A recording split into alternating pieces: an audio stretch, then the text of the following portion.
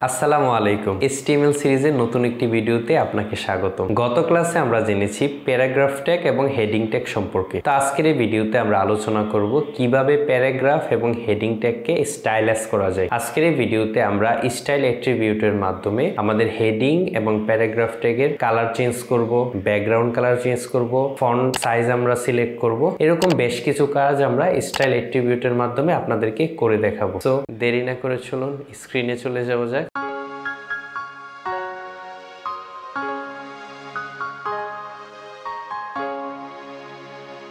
প্রথমেই আমরা একটি HTML ফাইল ক্রিয়েট করে নেব। তো নিউ থেকে টেক্সট আমরা লিখব index.html। প্রত্যেক ভিডিওতেই আমি দেখানোর চেষ্টা করি কিভাবে HTML ডকুমেন্টটি ওপেন করতে হয়।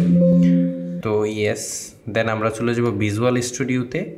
ভিজুয়াল স্টুডিওতে যাওয়ার পরে ফাইল, দেন ওপেন এ ফাইল, দেন আমরা চলে যাব ডেস্কটপে, তারপর index.html। তো এটাকে ওপেন করলাম। তো এবার আমরা একটি বেসিক স্ট্রাকচার তৈরি করে নেব। তো আপনারা নিশ্চয়ই জানেন কিভাবে বেসিক স্ট্রাকচার তৈরি করতে হয়। তো প্রথমে আমরা যদি এক্সক্লেমেশন মার্কটা দিই, তারপর যদি এন্টার প্রেস করি, এখানে অটোমেটিক্যালি একটি ডেমো তৈরি হয়ে যাবে। তো আমরা টাইটেলটা চেঞ্জ করে দেব। টাইটেলের জায়গায় দিয়ে দেব স্টাইল। এবার বডিতে চলে যাব। বডিতে যাওয়ার পরে আমরা প্রথমেই একটি হেডিং ট্যাগ নেব। তো H1, দেন এন্টার। তো আমরা যদি লিখি যে দিস ইজ এ হেডিং, তারপরে আমরা একটা প্যারাগ্রাফ ট্যাগ নেব। প্যারাগ্রাফের ভিতরে লিখব দিস ইজ আ প্যারাগ্রাফ। আচ্ছা, দেন আমরা যদি কোডটাকে যদি রিলোড দেই, সেভ দিয়ে দিলাম। দেন আমরা যদি রিলোড দেই, নর্মালি আপনাদের এমন একটা আউটপুট দেখাবে এখানে। তো আমরা যদি স্টাইল করতে যাই তাহলে আমাদেরকে কি করতে হবে দেখেন, আমরা H1 এর পরে আমরা লিখব স্টাইল। দেন আমরা যদি এন্টার প্রেস করি, এইটার ভিতরে আমরা এখন এটাকে স্টাইলাইজ করব। তো আমি H1 এর ভিতরে একটা স্টাইল অ্যাট্রিবিউট নিলাম।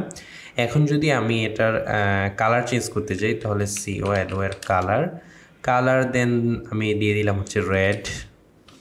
দেন এখানে একটা সেমিকোলনের পরে যদি আমি ব্যাকগ্রাউন্ড কালার চেঞ্জ করতে যাই তো সিমিলারলি ব্যাকগ্রাউন্ড কালার। এবার আমি যদি ব্যাকগ্রাউন্ড কালারটাকে যদি একোয়া দিয়ে দিই, আচ্ছা একোয়া দিলাম। দেন আমরা যদি এবার পেজটাকে রিলোড দিই তাহলে দেখবো আমরা কি আউটপুট আসে। এই যে দেখেন, আমাদের হেডিংয়ের টেক্সটগুলোর কালার হয়ে গেছে রেড এবং ব্যাকগ্রাউন্ড কালার হয়ে গেছে একোয়া। আচ্ছা, তারপর যদি আমরা একটু ফন্ট সাইজ যদি বড় করি, তাহলে ধরেন ফন্ট সাইজ আমরা দিলাম 30 পিক্সেল। তারপরে আমরা যদি অ্যালাইনমেন্ট করে দিই, টেক্সট অ্যালাইন দিয়ে দিলাম সেন্টার। আচ্ছা, আমি রিলোড করার আগে আবারও দেখিয়ে নিচ্ছি আপনাদেরকে। দেখেন, আমার এবার টেক্সটটা কিন্তু সেন্টারে নাই, এটা কিন্তু একপাশে লেফটে হয়ে আছে।